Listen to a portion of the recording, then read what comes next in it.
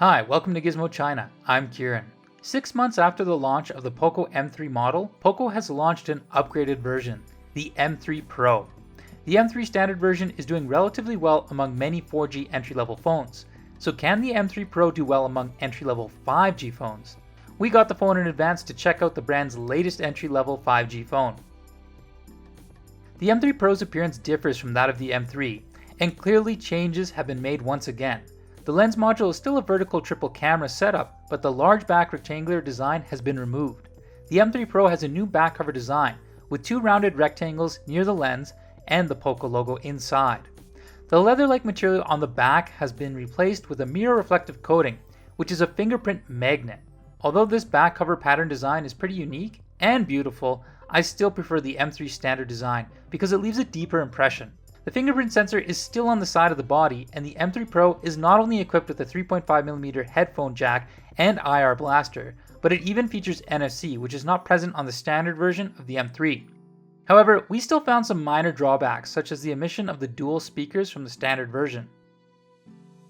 However, the M3 Pro brings much needed screen upgrades. Although it is still an LCD 1080p screen, the refresh rate is increased to 90Hz, and the water drop screen has also been replaced with a hole punch screen. The hole size is larger, but the surrounding shadows are better controlled. The screen looks rather average, but considering it is only a 5G entry phone, to have a 90Hz screen is already ahead of many other phones in the same price range. So our evaluation of the screen is this: it basically meets the needs of a customer in this price segment.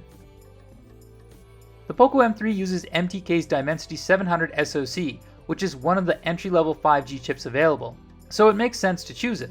The phone scores 329,087 on Antutu, while in Geekbench 5 single-core test it scores 558, and in multi-core test around 1,734. This score is a little better than the M3 Snapdragon 662, but not by much. Because it is an entry-level chip, the gaming performance is not very good.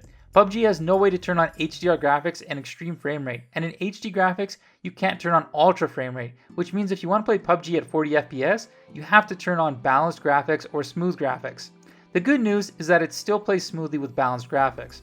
Genshin Impact and Bright Ridge turned out to be too much for this chip, and even Genshin Impact on medium graphics and motion blur off, the frame rate is still not high. And even though the temperature is only 42 degrees Celsius, there is still a decrease in the CPU frequency in the later stages. Bright Ridge is only 12 FPS on average with the highest special effects. While it is not recommended to play these games on an entry-level phone, it's still possible to play some games that don't require high performance, such as PUBG.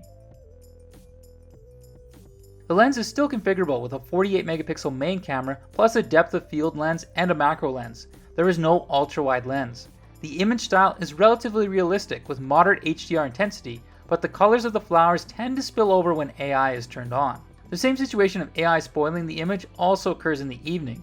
The control of highlights with AI on is not as good as with AI off. Perhaps Poco feels the brighter lights are more pleasing to the eye.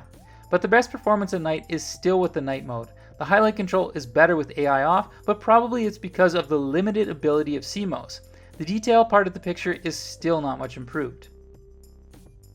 One of the more pleasant surprises is the portrait mode. Because of the assistance of the depth of field lens, keying errors are rare.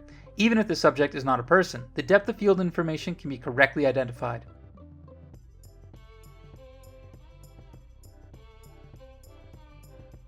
As for video, the M3 Pro only supports 1080p and 720p 30fps recording, but there is image stabilization, so daily recording won't be a problem.